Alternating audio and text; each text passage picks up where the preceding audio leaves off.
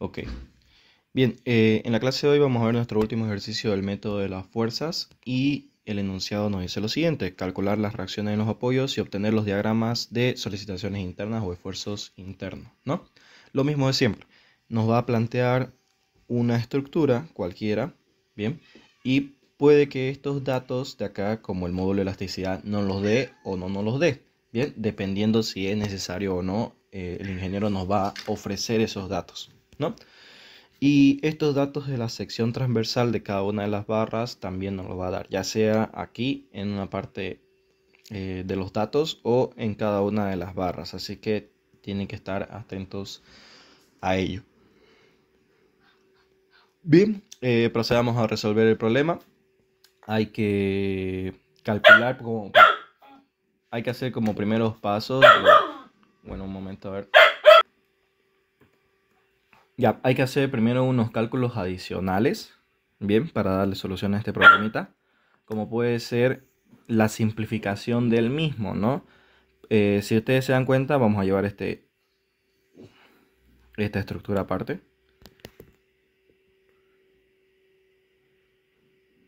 Aquí a esta hoja.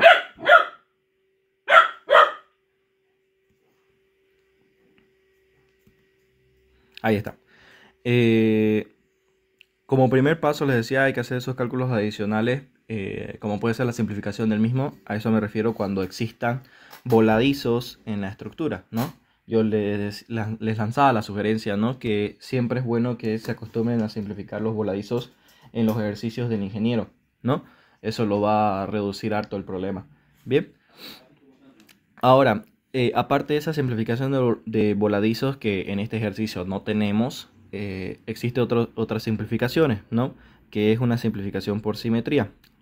Bien, que consiste en cortar la estructura por su eje de simetría. En este caso, si se dan cuenta, esta estructura tiene este eje de simetría.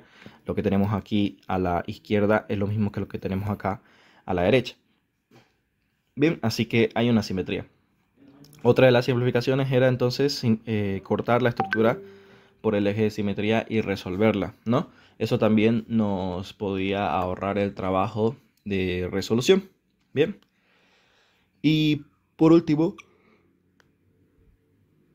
lo que se hace en estos cálculos adicionales es calcular las características que tiene estas barras inclinadas, las características geométricas, bien, tales como su longitud, que es un dato que desconocemos, y su ángulo de inclinación, ¿no? No nos los da directamente el ingeniero, pero sí nos da todos los datos necesarios para obtenerlos. Bien, en esta ocasión, este ejercicio no decidí yo simplificarlo por el eje de simetría, que quiere decir cortarlo y quedarme para resolver esta parte y decir que los resultados se repiten a este otro lado.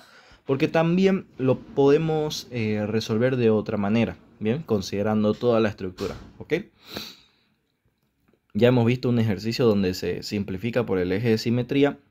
Lo único que hay que tener en cuenta aquí son esas propiedades que aparecen gracias a la simetría. Para que quede grabado esa parte lo vamos a mencionar. ¿Ya? El eje de simetría es este de acá. ¿Ok? Y cuando cortamos por el eje de simetría, existen unas propiedades que aparecen en la estructura, ¿no? Gracias a que la estructura es simétrica. Bien, en este punto y en este otro punto donde hay simetría, aparecen unos datos, ¿ya? Unos datos de entrada, ¿ok? Unos datos de entrada. Vamos a mencionar cuáles son esos datos de entrada. En este punto donde la barra es una barra continua, existen unos datos que decimos son los siguientes, los datos de solicitaciones internas, ¿ok? Nosotros ya conocemos cuánto vale o si van a ser distintos o iguales a cero estas solicitaciones internas, tanto normales, cortantes y momentos flectores. Bien, cuando el eje de simetría corte una barra continua que puede tener las tres solicitaciones internas, nosotros decimos que los esfuerzos normales van a ser distintos de cero. Los esfuerzos cortantes van a ser iguales a cero debido a la simetría, ¿ok? Y los momentos flectores van a ser distintos de cero, ¿ok?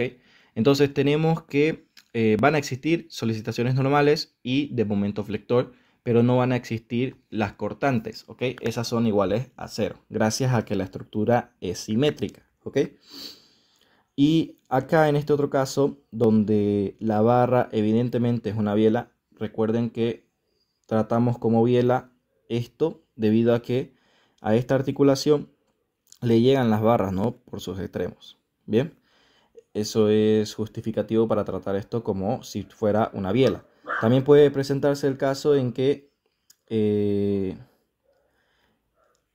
tengamos las barras así, las inclinadas, ¿no? Y que la biela nos las dibujen de esta manera. Ahí también nosotros podemos interpretar que eso es una biela.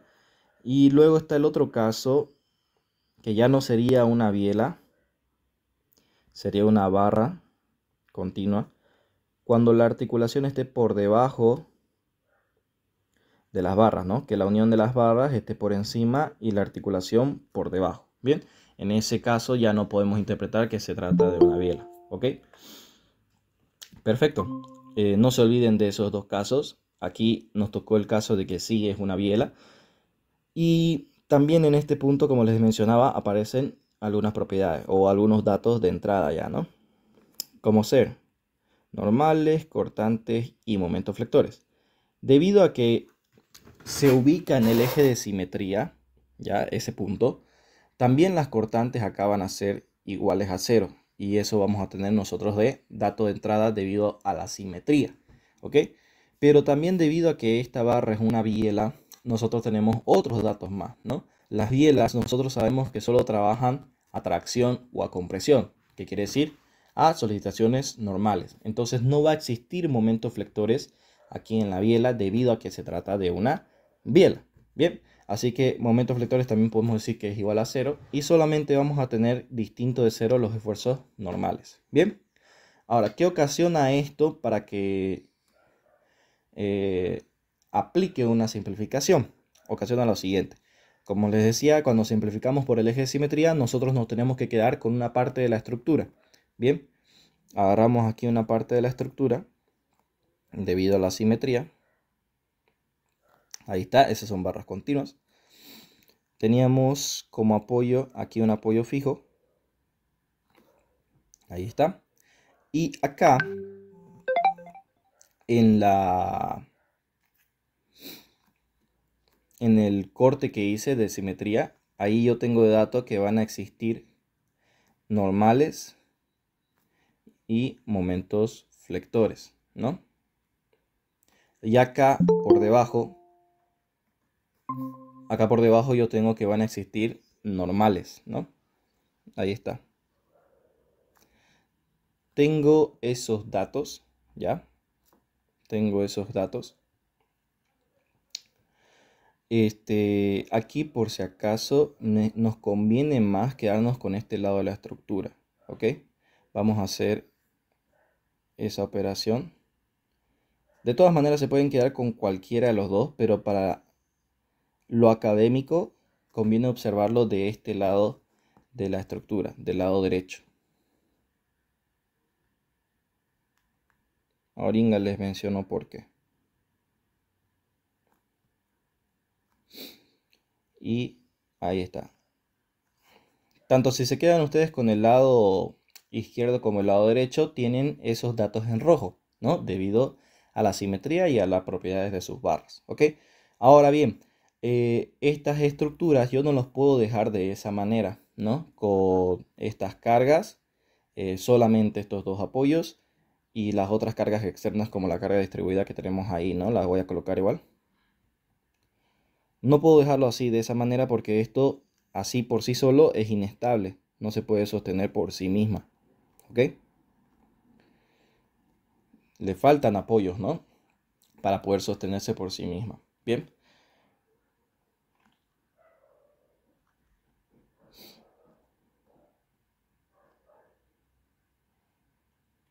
Ahí está. Ok. Entonces, ¿qué es lo que se hace? Vamos a poner esto acá. Ya. ¿Qué es lo que se hace? Estos datos que tenemos de entrada ya, ¿no?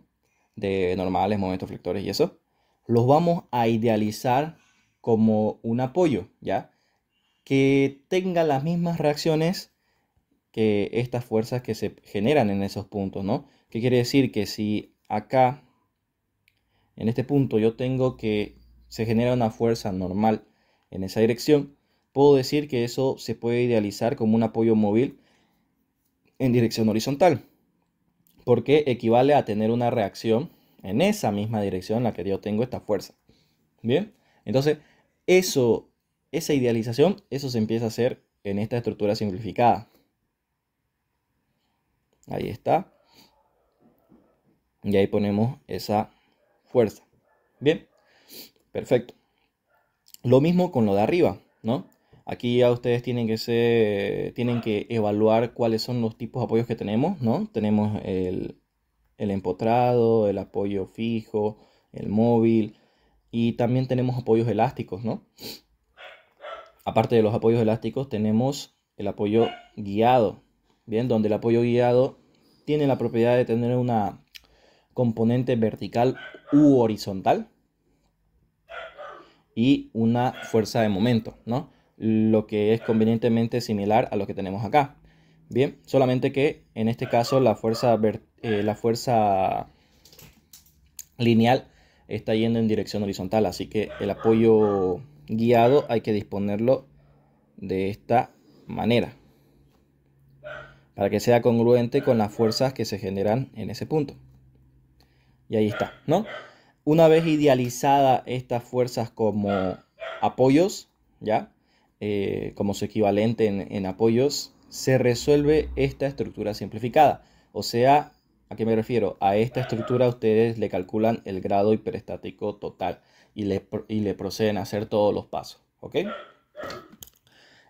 Eso.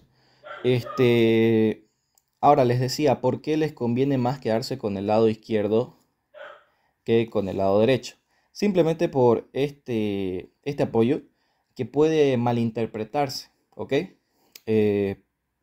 Sí, se puede malinterpretar, por así decirlo. Por la simetría que existe aquí en la estructura, las reacciones en los apoyos van a ser simplemente verticales, ¿ya? Esto debido a la simetría que existe. No va a existir fuerza en dirección horizontal, ¿ya? ¿Por qué? Porque estamos ante un sistema de fuerzas coplanar y paralelo. Bien, perfecto. ¿Eso qué significa para mí, ¿no? Al momento de hacer esta idealización. Que este apoyo fijo de acá en sí no actúa como apoyo fijo, sino que actúa como un apoyo móvil, ¿no? Es más asemejado a un apoyo móvil.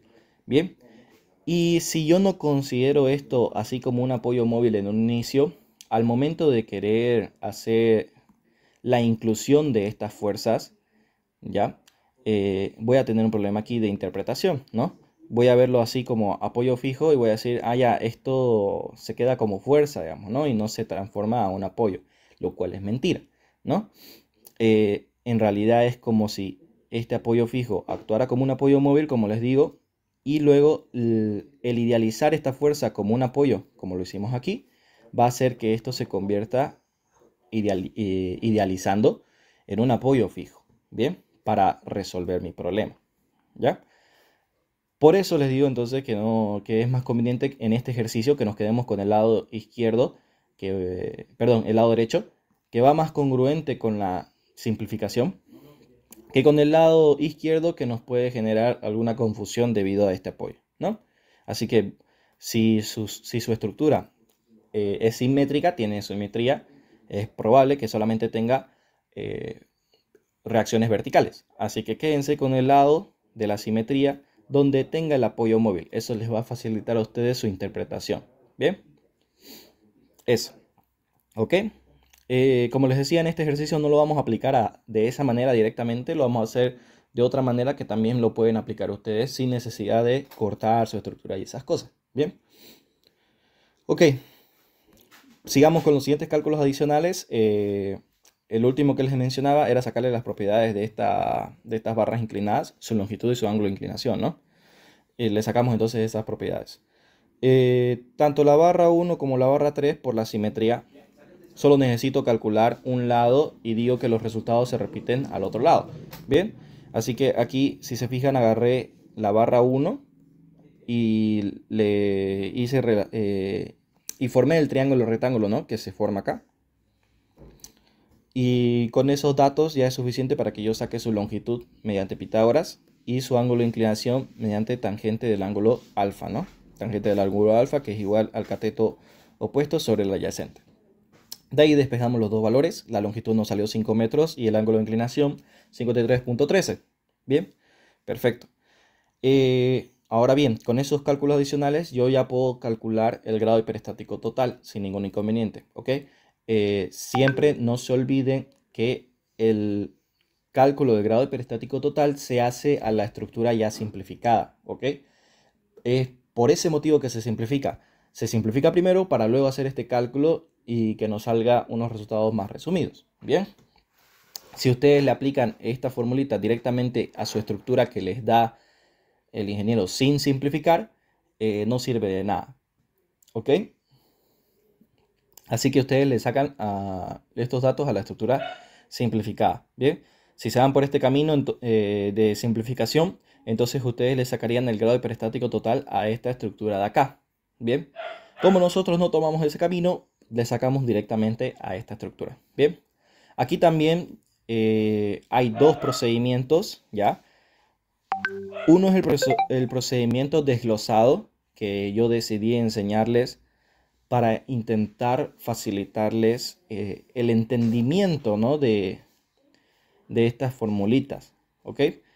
Y otro es el procedimiento simplificado que utiliza el ingeniero, ¿ok? Cualquiera de los dos que usen está bien, está correcto, ¿ok? No va a pasar nada, ¿bien? Es más, como es un procedimiento sencillo de calcular, no conlleva mucho esfuerzo ni mucho tiempo, lo pueden aplicar los dos de manera de comprobación de si lo están haciendo bien, ¿ok? Aquí lo vamos a dividir en dos entonces. Voy a poner el primero como método simplificado.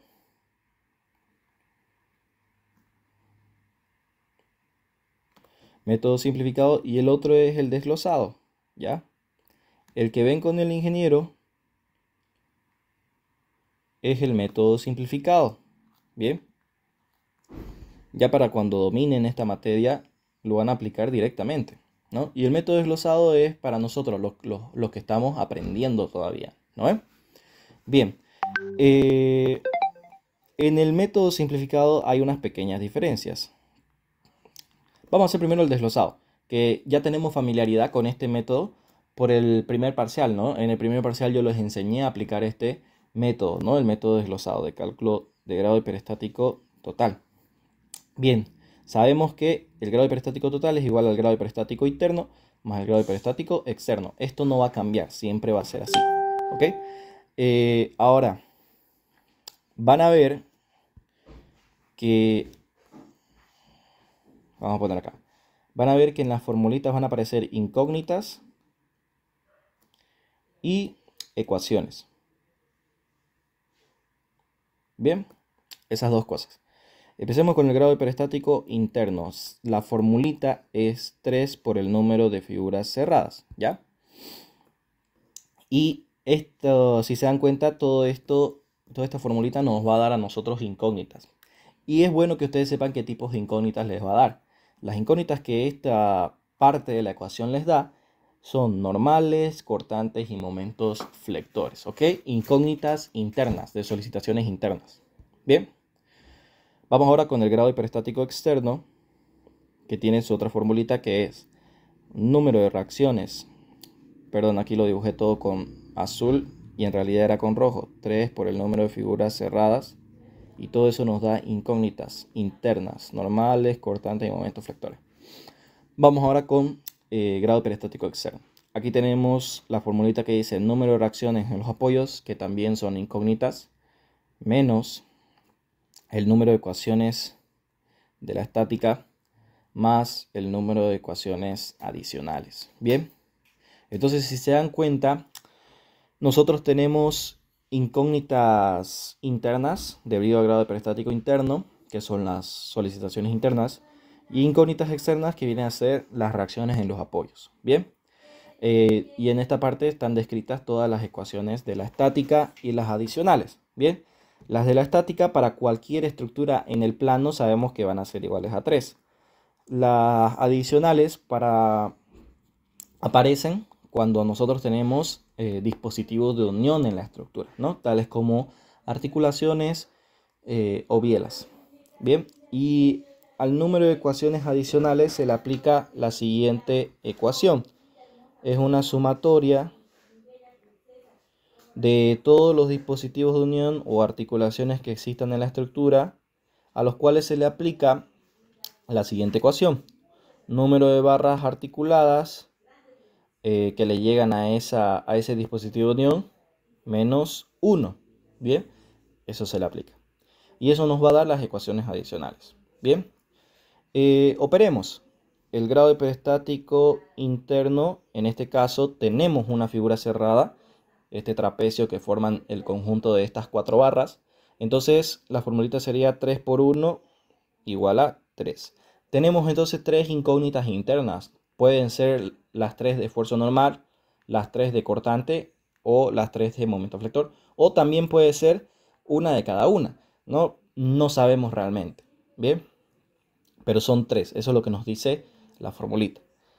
Y operando el grado hiperestático externo, nosotros tenemos número de reacciones en los apoyos. Aquí tenemos 2 y aquí tenemos 1. Bien, 3 en total. Menos el número de ecuaciones de la estática, que para cualquier estructura en el plano son 3. Más el número de ecuaciones adicionales, que aquí nosotros evaluamos los dispositivos de unión, ¿no? Tanto las articulaciones, que en este caso no hay una articulación directamente, como las bielas, que en este caso tenemos esta biela acá, ¿no? Entonces, ¿cómo se hace el análisis para las bielas? Para las articulaciones es sencillo, ¿no? Aplicamos esta fórmula directamente, vemos cuántas barras le llegan a esa articulación. Por este lado llega una, por este lado le llega otra, y sería 2 menos 1, aplicando la formulita, ¿no? 2 menos 1 igual a 1. Ahora, en el tema de las bielas tienen articulaciones en sus extremos, ¿ya? Decimos nosotros que tienen articulaciones en sus extremos, ¿ok? Entonces, a esta formulita hay que aplicarle a cada articulación que tenga esa biela. O sea, hay que aplicar aquí y aquí. Bien, 2 veces, ¿ok? Aplicamos entonces esta articulación de la biela, no es del apoyo, es de la biela. Del apoyo no nos interesa, lo que nos interesa es la articulación de la biela, ¿ok? No se vayan a confundir con eso. Bien, esa articulación de la biela le llega la barra de acá arriba y la barra de acá abajo, ¿no? Entonces le llegan 2 barras, 2. Aquí me dice que tengo que restarle una y por tanto me va a quedar una ecuación adicional. Esto va a ser entonces una ecuación adicional. Ahora, acá, lo mismo. Le llegan 2 barras, le aplico la ecuación 2 menos 1 y esto sería otra ecuación adicional. Bien, listo, perfecto. Entonces tengo 2 ecuaciones adicionales debido a la biela. Ahí está. Y si se dan cuenta, ya tengo visto acá cuántas ecuaciones tengo para darle solución a todas las incógnitas que aparecen, ¿ok? Opero, aquí simplemente opero, ¿no? Esto sería 3 incógnitas externas menos 3 ecuaciones y también menos 2 ecuaciones adicionales.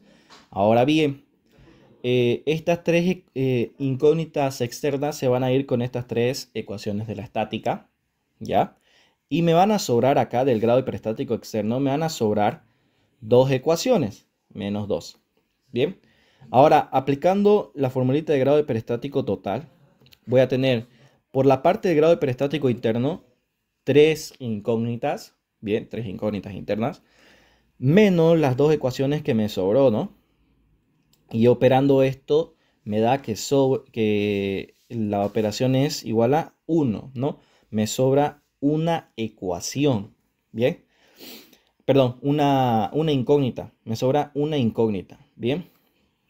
Perfecto, que puede ser cualquiera de estas 3, ¿no? Yo ya tengo que saber identificar cuál de esas es. Bien, Entonces, como me sobra una incógnita interna, vuelvo aquí a mi ejercicio e identifico cuál es eso, ¿no? El método me dice, el método de la fuerza me dice que tengo que abrir la estructura por alguna parte, ¿no? La figura cerrada. Cuando tengo una figura cerrada, la abro por alguna parte. Y como me sobra una incógnita, bien, y aquí yo tengo una biela, que ya la vi, ¿cuál resulta ser el camino más eficiente para cortar la estructura? La biela, ¿no? Porque cuando corte la biela, aparece esa incógnita que voy a llamar X1, que es la que necesito para mi grado hiperestático total, ¿no? Perfecto. Bien, entonces aplicando el método desglosado sería así, ¿ok? Y ahora en el método simplificado es mucho más rápido, ¿no? Hasta explicarlo es mucho más rápido. Pero ya requiere que nosotros tengamos una cierta práctica, ¿no? Ya requiere que nosotros tengamos una cierta práctica.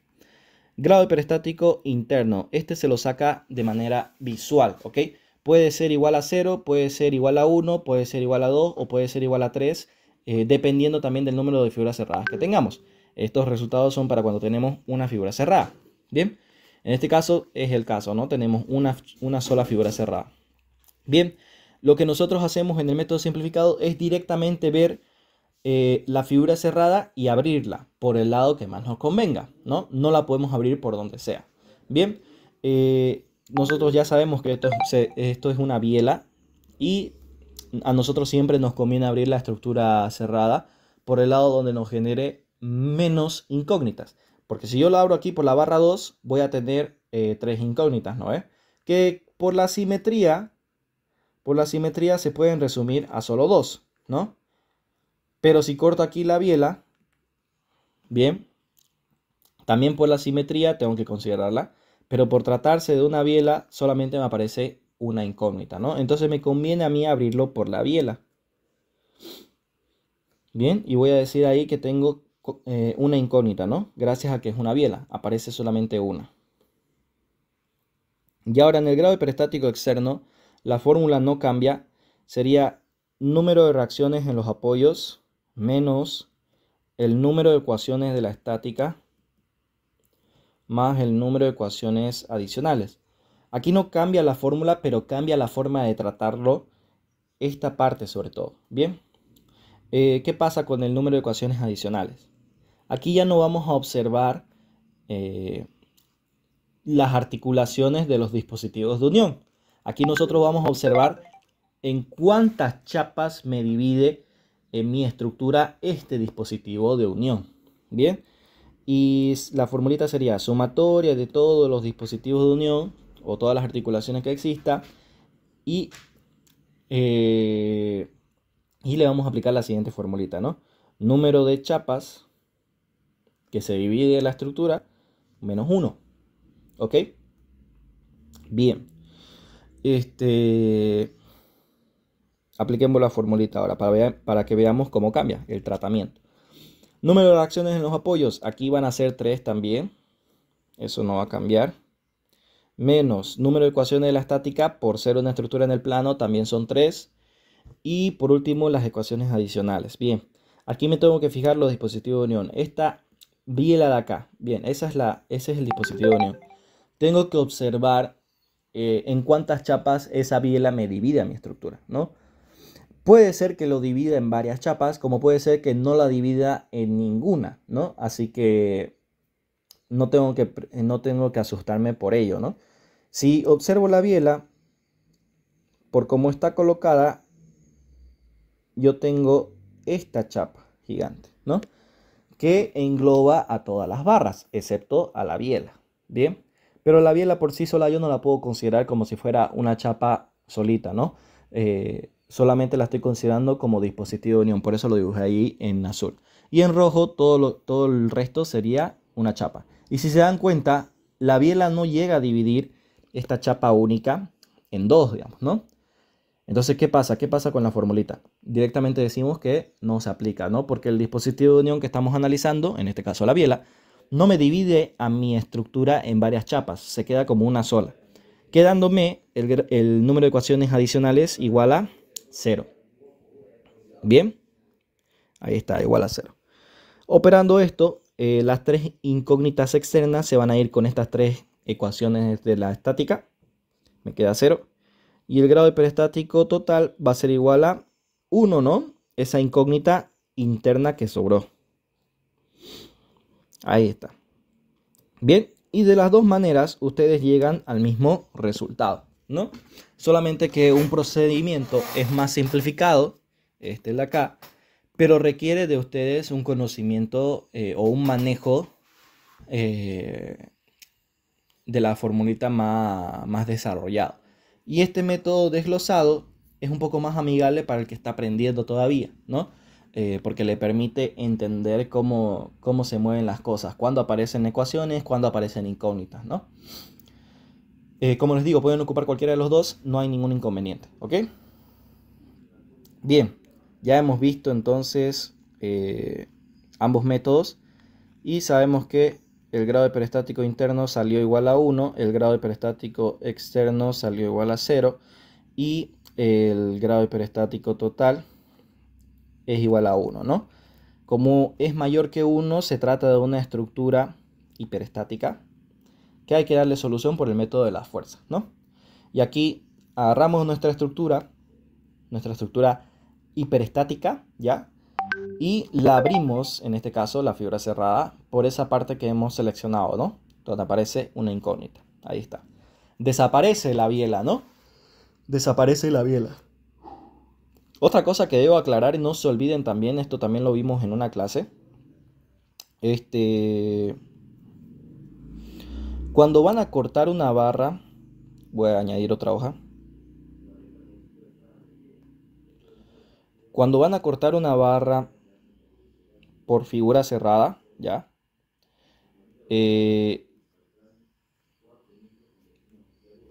Así.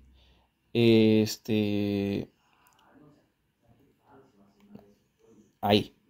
Cuando van a cortar una barra que está cargada, ¿ya? Que tiene carga, ¿ok? Digamos que quiero cortar esa barra ahí.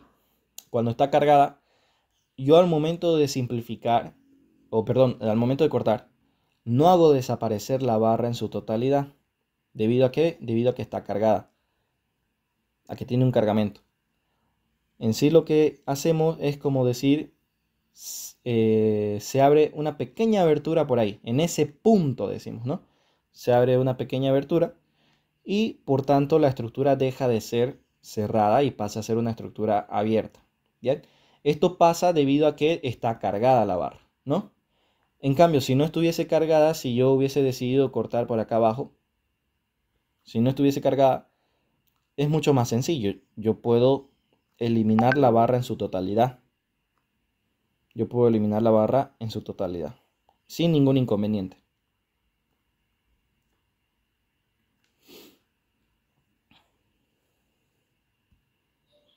¿Por qué? Porque no está cargada, no me va a impedir nada, ¿no? Solamente cuando esté cargada la barra, ahí ustedes cortan un pequeño puntito, ¿no? Y cuando no esté cargada, lo pueden eliminar toda la barra en su totalidad. También va a haber casos, por si acaso, donde hay ejercicios. No sé si han visto el Classroom, creo que sí. Tengo un ejercicio así, donde hay una articulación aquí en el extremo. Voy a revisarlo igual de todas maneras. Si no lo subí, lo voy a subir. Y digamos que ustedes deciden abrir esa estructura por esa articulación, ¿no? Porque le genera el menos número de incógnitas, ¿no? Abrimos por ahí. ¿Y qué pasa? Tampoco es como que esté aplicado en una barra, ¿no? Estoy cortando en un punto. Así que el corte se va a ver así. Un pequeño puntito ahí abierto. ¿Ya? Todo lo demás se va a mantener. Sus apoyos. Aquí el apoyo móvil. El cargamento.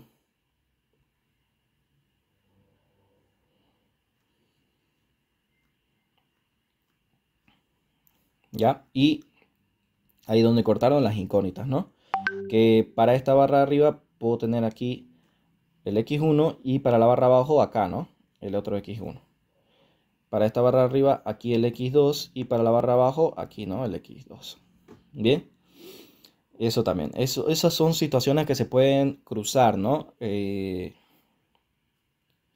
Cuando tengan figuras cerradas y tengan que abrirlas, ¿no?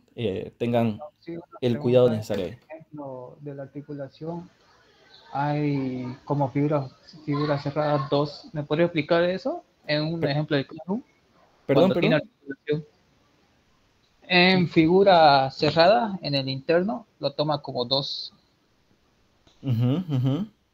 Esa parte, El ¿me podría explicar? de la articulación, ¿por qué se toma dos? Cuando se corta por Ajá, ahí. como figura cerrada. Ah, ya, ya, perfecto.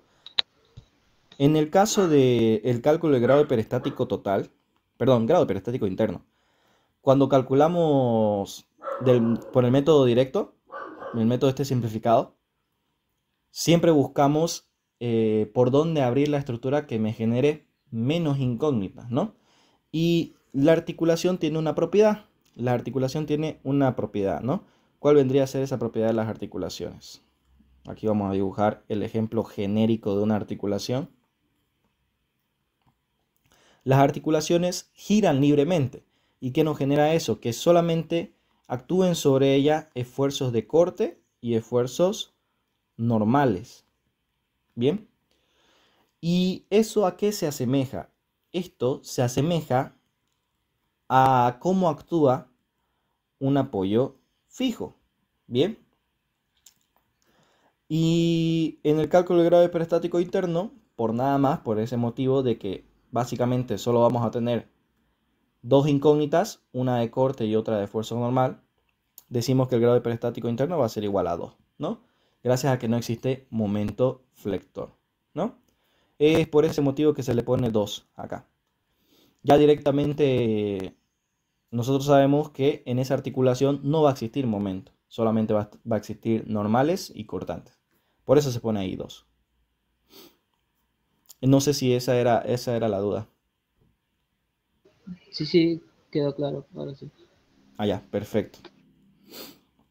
Bien, eso, van a tener cuidado en este aspecto si es que les toca abrir una figura cerrada. Bien, hace tiempo el ingeniero no pone una estructura cerrada, así que puede ser que se anime a colocarles en este examen, ¿no?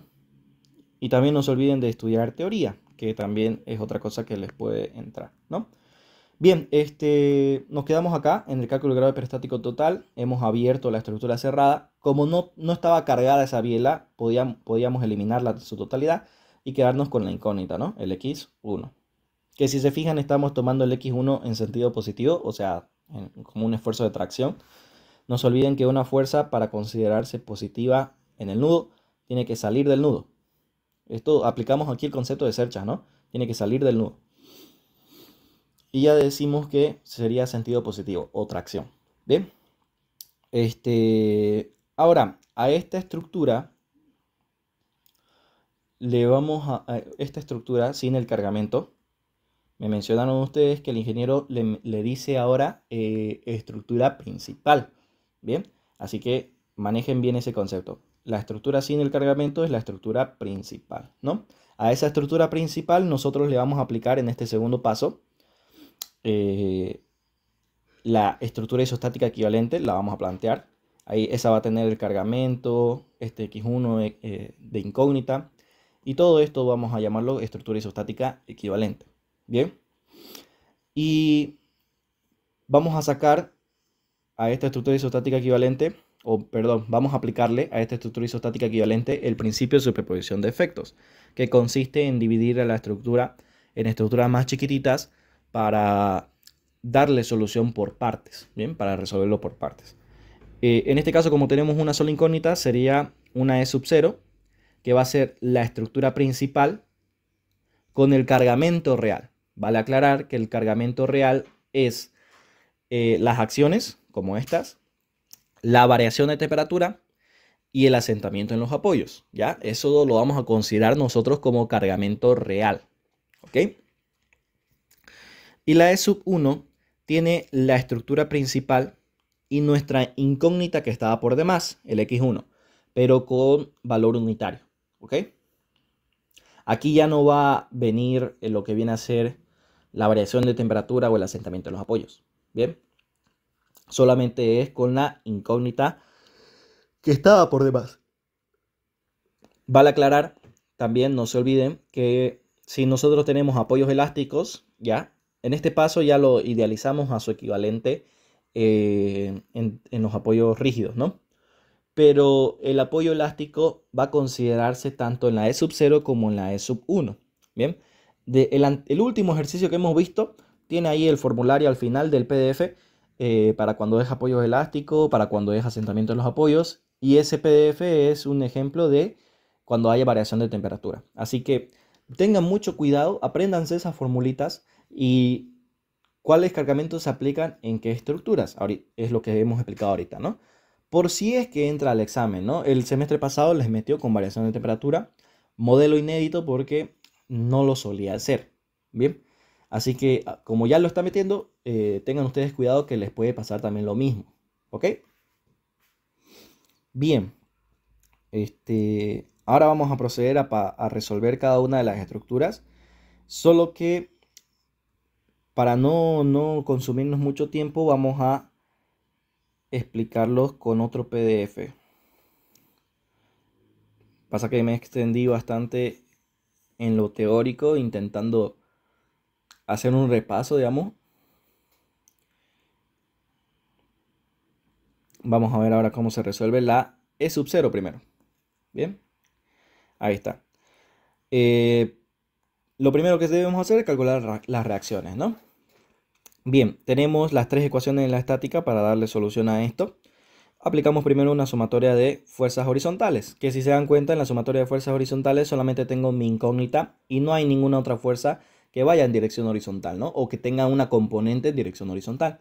Por tal motivo, horizontal en 1, 0 es igual a 0. No se olviden de los subíndices, manéjenlos bien, porque estos datos de reacción los van a necesitar, ¿bien? Luego hacemos una sumatoria de momentos en el nudo 1, que quiere decir que voy a considerar todas las fuerzas que tengan momento o brazo de palanca con respecto a este nudo 1, ¿no?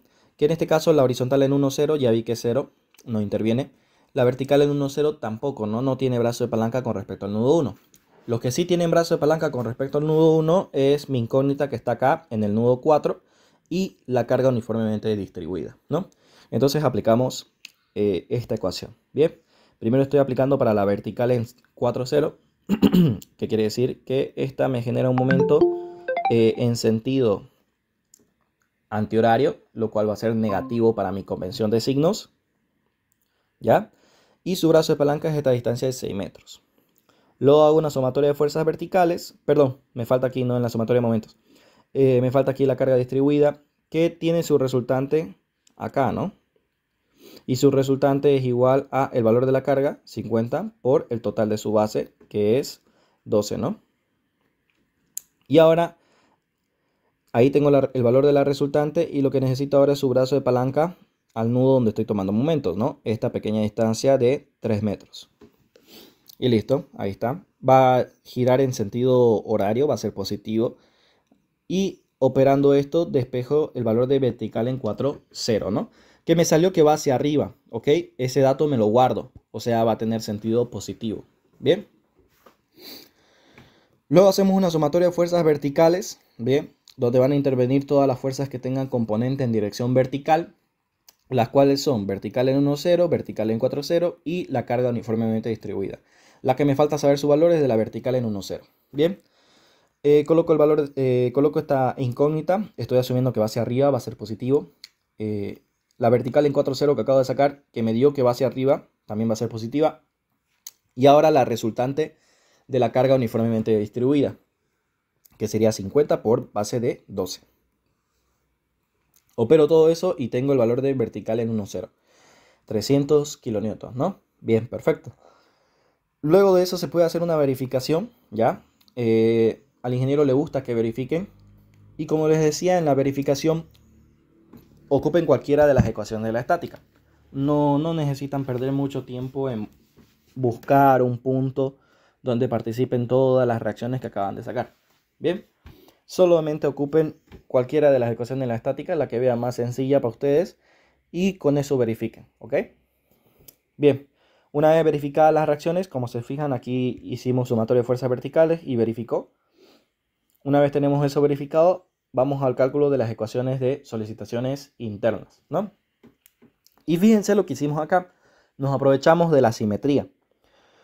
Dijimos lo siguiente, vamos a analizar la barra 1 y 3, bien, como una sola, debido a que existe simetría entre ambas barras, ¿no? Debido a este eje.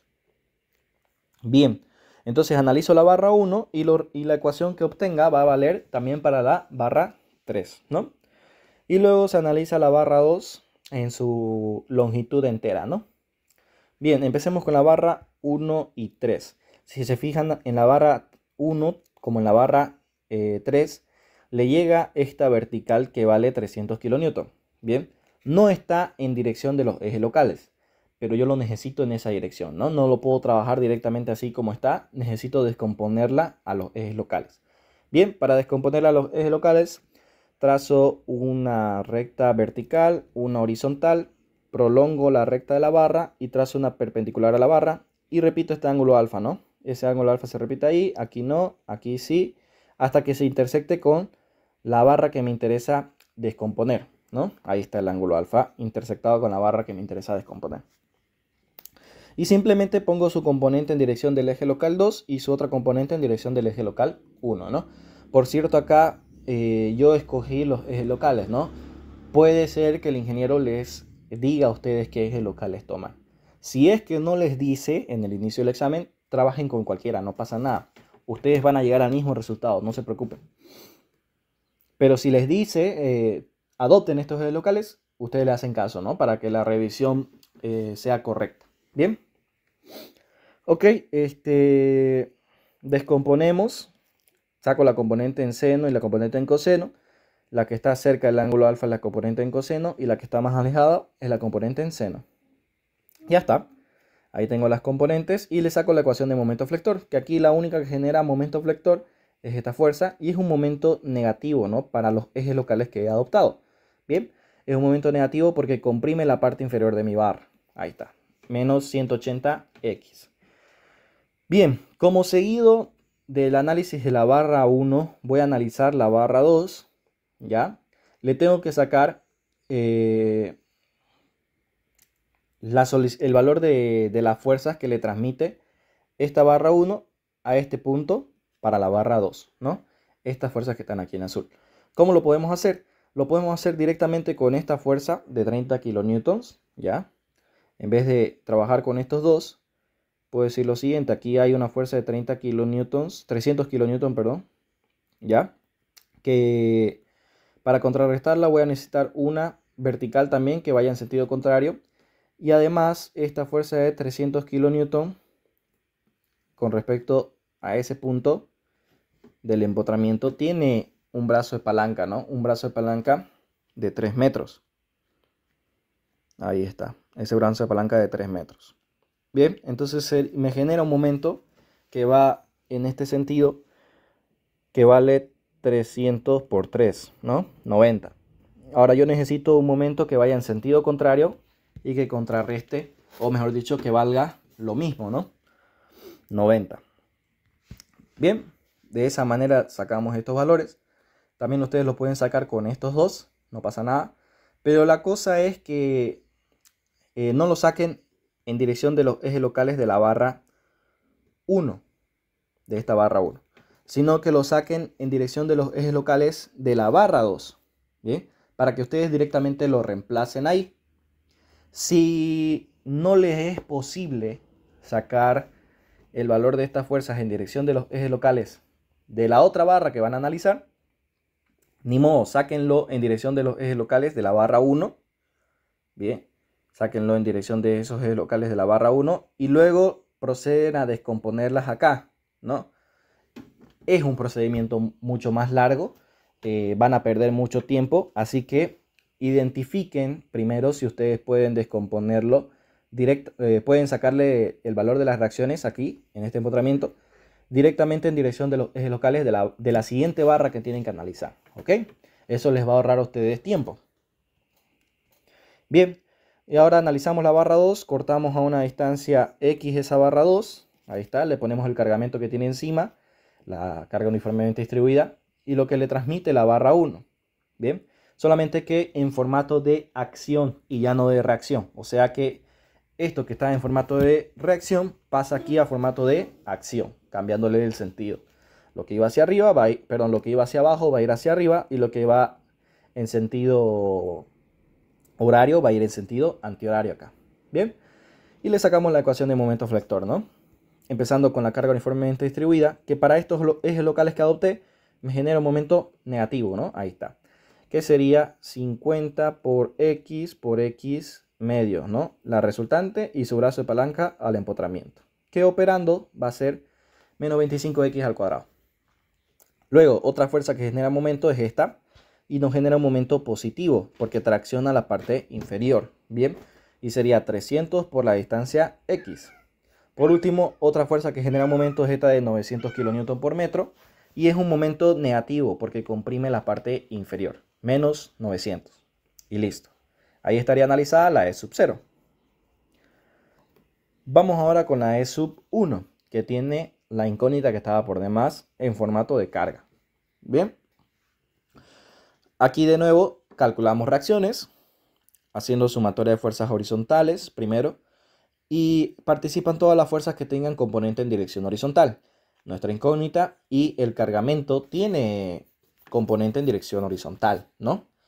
Bien, sería 1 kN positivo, 1 kN negativo y mi incógnita, ¿no? Ahí está.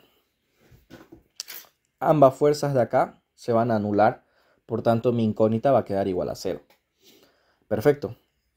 Horizontal en 1, 1 es igual a 0. Ahora, haciendo una sumatoria de momentos, en el nudo 1 se van a anular tanto esta fuerza como este cargamento y este otro cargamento, porque todas esas fuerzas están concurriendo en el nudo 1. Y solamente me queda la incógnita vertical en 1, 0. Vertical en 4, 4, 1, perdón. Bien. Entonces, ¿qué pasa? Aplicándole esta ecuación de la estática, me va a quedar que vertical en 4,1 también va a ser igual a 0, ¿no? Y haciendo una sumatoria de fuerzas verticales, van a participar todas las fuerzas que tengan componente en dirección vertical. Donde solamente vertical en 1,1 y vertical en 4,1 tienen componente en dirección horizontal. Pero esta ya vimos que es 0, ¿no? Y solamente nos queda esta incógnita. Entonces, vertical en 1,1 también sería 0, ¿no? Todas mis reacciones dieron 0. Esto es totalmente posible, ¿ya? Así que no se van a asustar. Les puede pasar tranquilamente. Bien, perfecto. Ahora lo que hay que hacer, una vez calculadas las reacciones, y le pueden hacer aquí la verificación si desean, pero como todo es 0, no vale la pena. Y lo siguiente que hay que hacer es calcular las ecuaciones de solicitaciones internas o de esfuerzos internos, ¿no? Y no se olviden que tal cual analizaron aquí en la E sub 0, tal cual lo tienen que analizar aquí en la E sub 1, ¿ok? Con los mismos ejes locales, con la misma dirección de análisis y eso, ¿ok? ¿Qué quiere decir? Que si por acá se fueron de izquierda a derecha, aquí también, ¿no? Para esa misma barra, para la barra 2, ¿no? Fíjense, aquí en la E sub 0 fuimos de izquierda a derecha. Aquí en la E sub 1 también debemos ir de izquierda a derecha. ¿Bien? Bien, sacamos entonces la ecuación de momento flector. Aquí para la barra 1 ya sabemos que por simetría se va a repetir para la barra 1 y para la barra 3. Lo único que tenemos que hacer es llevar esta fuerza en dirección de los ejes locales, ¿no? Descomponemos esta fuerza de 1 kN entonces en dirección de los ejes locales de la barra. Aplicamos seno y coseno. No se olviden de ver dónde se repite el ángulo alfa, nada más. Y lo descomponemos donde corresponda, ¿no? Ahí está. Y a esta descomposición, una vez hecha esa descomposición, le sacamos la ecuación de momento flector, ¿no? Que es la que nos interesa. La única que genera momento flector acá es esta, ¿no? Y sería un momento negativo porque comprime la parte inferior de la barra. Entonces está bien que pongamos aquí menos 0.8x, ¿no? Ahora, para analizar la barra 2 ya sabemos que en este punto hay que sacar lo que le transmite la barra 1 a la barra 2, ¿no? Y de nuevo acá nos conviene hacer el análisis, en vez de estas fuerzas, hacerlo con las que hay acá, ¿no? Sabemos que esto es 0, esto también, y solo me queda esto, ¿no? Entonces en este punto tiene que aparecer, para contrarrestar toda esa fuerza, una que vaya en dirección contraria y que valga lo mismo. Y esta fuerza con respecto a este punto nos genera un momento en este sentido. Entonces tiene que aparecer un momento que vaya en el sentido contrario para contrarrestarlo, ¿no? Y que valga lo mismo, 1 por 4 metros. Ahí está. Bien, esas son las reacciones. A la barra 2 tienen que pasar estas reacciones en formato de acción, cambiándoles el sentido. Y ahí está. Bien. Hay que ponerle también el cargamento que haya sobre la barra 2. En este caso no hay, solamente lo que le transmite la barra 1. Y sacamos la ecuación de momento flector. Aquí lo único que genera momento es estos 4 kN por metro, que van hacia abajo, ¿no? O sea, comprimen la parte inferior, según estos ejes locales. Entonces sería menos 4, ¿no? Ahí está. Ya ahí terminaron de analizar la E sub 0 y la E sub 1, ¿no? Y lo que queda ahora es hacer nuestra tabla resumen de esfuerzos, ¿no? Ahí ponemos todas las barras de la estructura. Queramos o no, hemos aplicado simetría aquí en la barra 1 y en la barra 3. Bien. Y por tanto, las ecuaciones de momento flector de la barra 1 se repiten para la barra 3, ¿no? Las coordenadas igual por la simetría son las mismas, ¿no? La longitud de la barra 1 y la longitud de la barra 3 lo hemos sacado al inicio, son 5 metros, ¿no? Y aquí se lo ponen en formato de coordenadas, de 0 a 5. Y para la barra 2 hemos considerado toda su longitud de la barra, los 12 metros.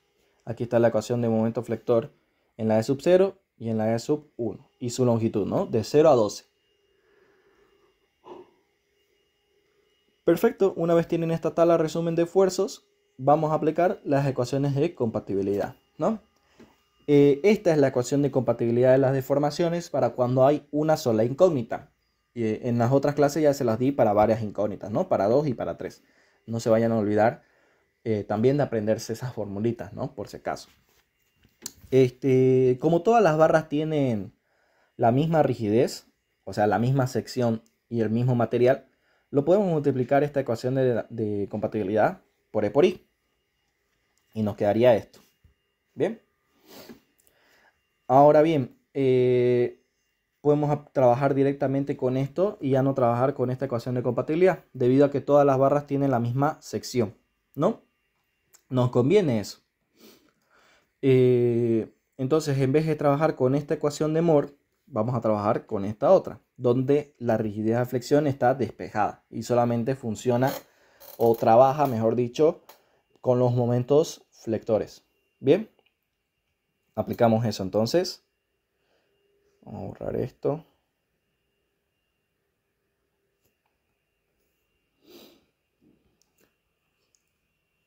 Aplicamos esto entonces, ¿no? Primero sacamos el desplazamiento 1, 0 multiplicado por EI, ¿no? El primer subíndice, no se olviden que les menciona la estructura de sub 1 y el segundo subíndice la estructura de sub 0, ¿no? Entonces sería ecuación de momento flector de la estructura de sub 1 y ecuación de momento flector de la estructura de sub 0. Bien, pero hay que ir barra por barra. Empezando por la barra 1, ¿no? Ecuación de momento flector de la E sub 0, perdón, de la E sub 1 menos 0.8x y ecuación de momento flector de la E sub 0 menos 180x, ¿no? Ahí están los dos momentos flectores. Ponemos de dónde a dónde va la integral, de 0 a 5. Y aquí puse que se repite dos veces, o sea, está multiplicado por 2, debido a que la barra 1 y la barra 3 tienen los mismos datos. Bien, por la simetría. Perfecto, no pasa nada. Aquí hay que sumarle ahora lo de la barra 2. Lo de la barra 2, ahí está. Ecuación de momento flector de la E sub 1, menos 4. Ecuación de momento flector de la E sub 0. Toda esa ecuación, menos 25x cuadrado más 300x menos 900. Y le ponemos la integral de dónde a dónde va. En este caso va de 0 a 12. Ahí está. Todo eso sería nuestra ecuación de Moore para el desplazamiento 1, 0. Operamos todo eso y aquí lo colocan con todos los decimales, si pueden, ¿ok? Con todos los decimales. Si no, si son muy largos los decimales, intenten ponerlo en fracción, ¿bien? Y si ya no pueden colocarlo ni en fracción ni modo, tienen que colocar todo los decimales, ¿no? Esto si quieren ser un poco exactos, ¿no? Que no les varíe mucho el resultado entre ustedes ya. Porque aquí, sin considerar todos los decimales, puede variar un poco el resultado, ¿no? Y ya entramos ahí en confusiones y esas cosas, ¿no? Bien. Teniendo el desplazamiento 1, 0, vamos con el desplazamiento 1, 1. Bien. Donde el primer subíndice dijimos que en este caso es la E sub 1 y en este otro caso también viene a ser la E sub 1. O sea, hay que multiplicar la ecuación de momento flector de la E sub 1 dos veces. Bien. Por ejemplo, para la barra 1 sería menos 0.8x, pero al cuadrado, ¿no? Y la integral que va de 0 a 5. Y esto se repite dos veces debido a que la barra 1 tiene los mismos datos que la barra 3. Luego pasamos con la barra 2, ecuación de momento flector de la E sub 1, dos veces, ¿no? Por eso está elevado aquí al cuadrado. Y la integral que va de 0 a 12. Operamos todo esto y nos da este resultado. Desplazamiento 1, 1 por EI es igual a esto. Perfecto. Ya tenemos todos estos datos, y podemos despejar el valor de x1. Y hacemos eso, ¿no? Aquí está, colocamos esos datos y despejamos x1, que en este caso sale menos 107.609. Acá tienen que saber que el signo con el que les salga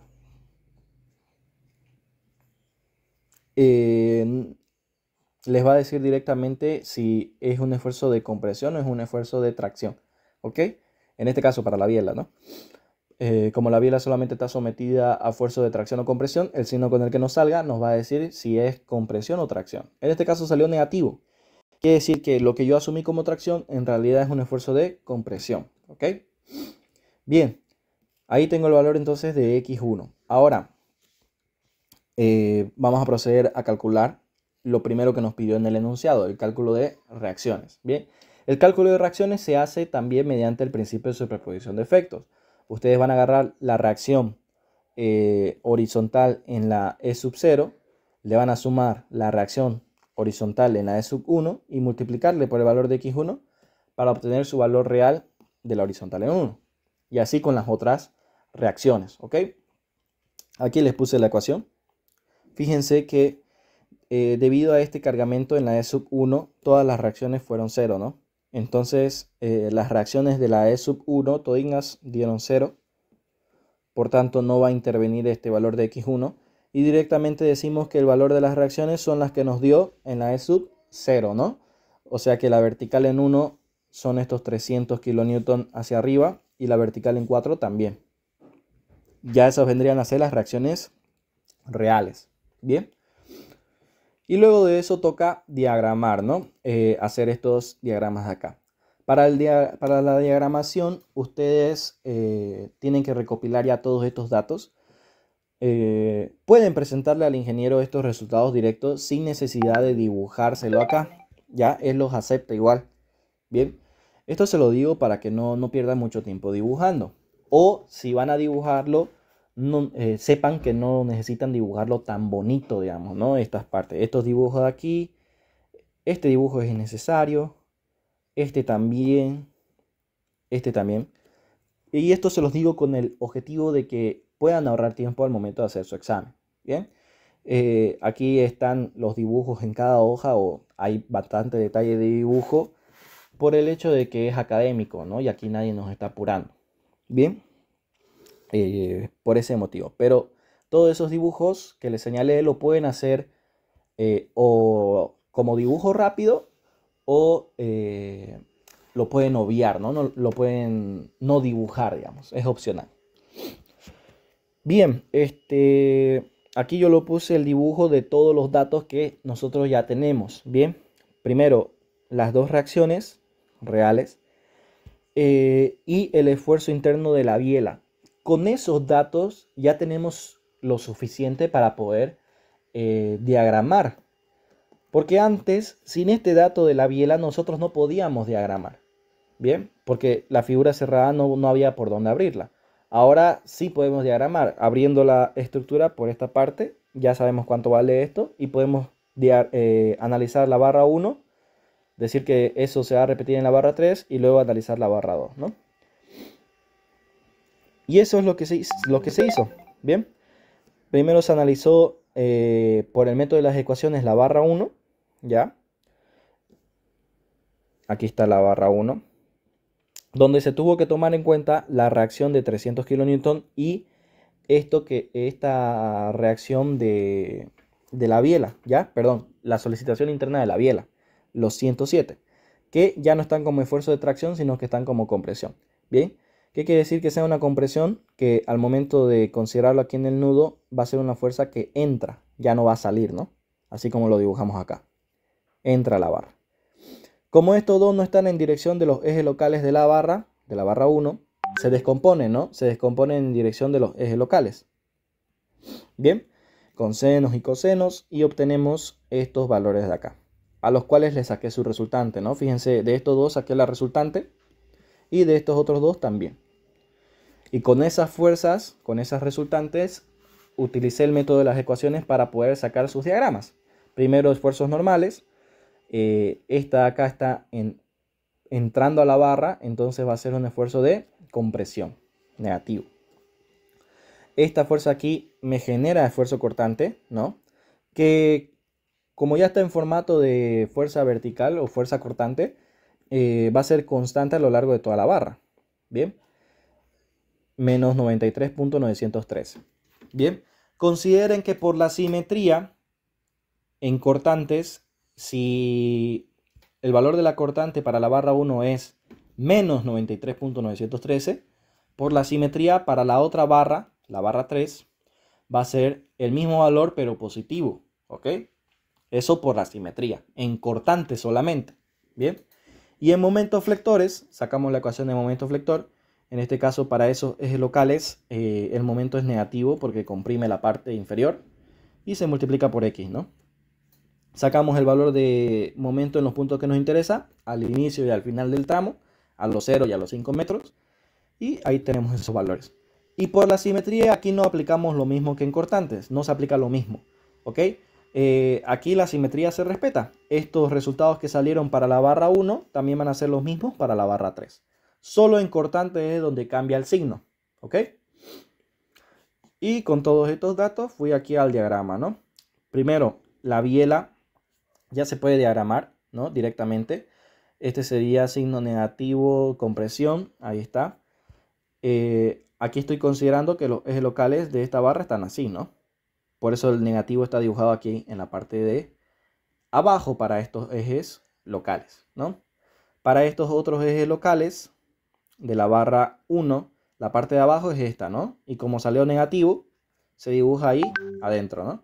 Lo mismo para la barra 3, los ejes locales son estos, por la simetría, ¿ya? Ahí están los ejes locales y como salió negativo el valor, se dibuja en la parte de abajo. Ahí está negativo el valor, en la parte de abajo. Aquí en momentos flectores y en cortantes la biela no va a tener valor porque la biela solamente trabaja a esfuerzos normales, perfecto. Y ahí lo que hay que colocar aquí son la cortante de la barra 1 y de la barra 3 y el momento flector también de esas barras 1 y 3. Aquí está la cortante para la barra 1, negativo. Si estos son mis ejes locales, el negativo en cortantes es la parte de abajo. Y si estos son mis ejes locales para la barra 3, el positivo, porque cambia de signo, es en la parte de arriba, ¿no? Ahí está. Luego para momentos flectores, si estos son mis ejes locales, si salió negativo, se dibuja en la parte de arriba, ahí está. Y si salió positivo, se dibuja en la parte de abajo. Pero en este caso, en ambos lados se respeta, ¿no? Que salió negativo, entonces se dibuja en la parte de arriba. Ahí está. Como aquí no tenemos carga uniformemente distribuida en la barra 1 y 3, el diagrama en cortantes es constante a lo largo de toda la barra y el diagrama en momentos flectores es lineal, ¿no? Se puede observar bien al momento de confeccionar las ecuaciones. Luego de eso hay que sacarle lo que le transmite la barra 1 a la barra 2, estas fuerzas acá, y de nuevo les sugiero venirse a este esquema y ver, ¿no? Aquí tengo una fuerza vertical que se va a transmitir en este punto, en esa dirección. Aquí tengo una fuerza horizontal que se va a transmitir en este punto, en esta otra dirección. Y ambas fuerzas tienen brazo de palanca con respecto a ese punto donde quiero transmitir las fuerzas, ¿no? Así que hay que sacarle el momento flector. Bien, y estos son los valores que dan. Bien, esto se transmite a la barra 2, cambiándoles el sentido para tenerlo en formato de acción. Y le colocamos el cargamento que hay sobre la barra 2 y luego procedemos a sacarle los valores de solicitaciones internas para diagramar, ¿no? Mediante el método de ecuaciones. Aquí, si se fijan, esfuerzo normal solamente hay este y está saliendo de la barra, entonces va a ser tracción. Y aquí, como los ejes locales están así y esto es positivo porque es tracción, se dibuja en la parte de arriba. Para cortantes, esta de aquí y esta de acá son las únicas que generan cortantes, ¿no? Empezando por la carga uniformemente distribuida, saco su resultante, ahí está. Y como estoy analizando de izquierda a derecha, si va hacia abajo va a ser negativo, menos 50x. Perfecto. Y esta la de acá está yendo hacia arriba, como es en un análisis de izquierda a derecha, como va hacia arriba va a ser positivo. Ahí está. Bien. Saco los valores en los puntos donde me interesa, al inicio y al final del tramo, a los 0 y a los 12 metros. Y veo, ¿no?, los valores que me salen. Si hay un cambio de signo, bien, si hay un cambio de signo, quiere decir que en un punto la cortante es igual a 0, ¿no? Y yo tengo que saber dónde está ese punto. ¿Por qué? Porque justo en ese punto donde la cortante es 0, yo tengo un momento máximo, ¿ok? Igualo entonces la ecuación de cortantes a 0 para saber dónde la cortante es igual a 0. Y despejo de ahí el valor de x. Y me sale que a los 6 metros la cortante es igual a 0. Perfecto. Este dato me lo voy a guardar. Saco la ecuación de momentos flectores. Todos los que participan son estos tres. La carga uniformemente distribuida es menos 25x cuadrado porque genera un momento que comprime la parte inferior para estos ejes locales. La carga esta de aquí, la vertical, genera un momento positivo porque tracciona la parte inferior, 300x. Y este último momento, que es un valor constante, genera un momento negativo porque comprime la parte inferior, ¿no? Menos 469.565. Bien, tengo ahí toda la ecuación y reemplazo los valores de x en los puntos que me interesan. Al inicio, al final del tramo y a los 6 metros, ¿no? Al inicio sería menos 469.565. Voy acá. Como mis ejes locales son de esa manera, bien, los negativos se dibujan en la parte de arriba. Lo mismo que a los 12 metros y a los 6 metros me sale 430.435, pero positivo, se dibuja en la parte de abajo. Para cortantes está más sencillo, a los 0 es 300 y a los 12 menos 300, ¿no? 300 de 300 a menos 300. Respetando también los ejes locales. Como salió positivo el de este lado, va a ir en la parte de arriba y el otro negativo en la parte de abajo. Y trazamos una recta que los una. El diagrama de cortantes para una carga uniformemente distribuida es lineal. Y para el de momentos flectores es una parábola, ¿no? Ahí está. Bien, y eso sería por este ejercicio, ¿no? Hasta llegar a sus diagramas. No sé si hay alguna consulta que tengan de algún ejercicio que hayan practicado o algo de este ejercicio que haya quedado un poco al aire para que podamos resolverlo.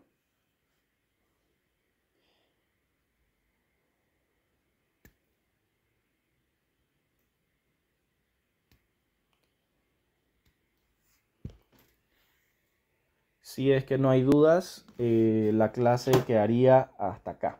Bien, creo que su examen ya es el 21, así que les deseo el mayor de los éxitos, ¿no? La próxima semana ya es, ¿no? Sí. Una pequeña duda antes de que termine la clase. Auxilio. En caso de que la articulación no intersecte las dos barras, ¿se lo toma igual, como enseñó al principio? Porque no es que intersecta una y la otra está encima, a veces. A ver, déjame dibujarlo. Vamos a ver acá. Lo voy a dibujar y me vas a decir si te entendí bien, ¿ya? A ver, que cargue un ratito.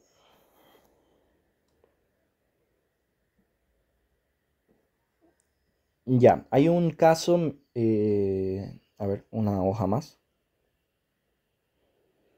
Ya, hay un caso, vamos a usar el ejemplo típico.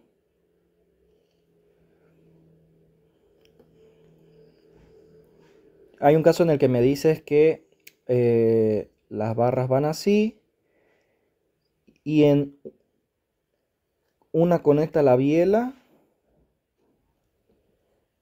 y la otra barra está por encima, ¿así me dijiste? ¿O que intersecta la biela? Una intersecta Ujú. y la otra está encima. Es como si la articulación estuviera arriba. Es como Si hubiese una articulación arriba en la parte izquierda o derecha, arriba. aquí arriba, Pero no intersectan las dos barras. Solamente una está sobre. así, o solamente a un lado. Esa articulación está más abajito y la otra barra está Ah, ya, creo que ya encima. te entendí, perdón. A ver, la articulación aquí, Y la otra barra encima. ajá, la otra barra encima y así, ¿no? No estaría conectando del todo. Ujú, ujú. Y tu duda aquí sería si esto es Y se cerrado. toma igual. Ujú. En el caso de que sea cerrado, si se toma igual que en este análisis aquí, a ver, ¿dónde está? En este no, ¿eh? Sí, sí, en ese. Sí, se lo toma de la misma manera, solamente que eh, a esta barra de arriba, vamos a dibujarlo un poco más detallado, si yo corto acá, me van a aparecer esta fuerza X1 aquí y una X1 acá arriba, y acá una X2 y por este otro lado otra X2. Bien, aquí arriba se va a ver así, aquí se va a ver la abertura de esa manera y aquí va a estar el X1 de la parte de arriba, aquí va a estar el X2 de la parte de abajo, aquí el X2, perdón, de la parte de arriba, aquí el X2 de la parte de abajo y en este punto aquí el X1 de la parte de abajo, tal cual como el ejemplo aquí.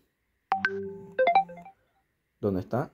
Tal cual como este ejemplo de acá. Solamente que las fuerzas no van a estar en esa unión en sí, sino que van a estar por debajito de la barra. Es como si le llegaran por debajo. Es como si le llegaran por debajo a esta barra de aquí, digamos. Nada más eso.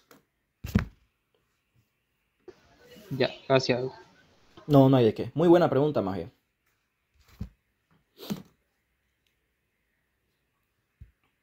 Bien, si no hay más consultas, entonces lo dejamos hasta acá. Como les decía, les deseo el mayor de los éxitos. Y ya nos vamos a estar viendo para su examen final, ¿no? Que tengan un buen fin de semana.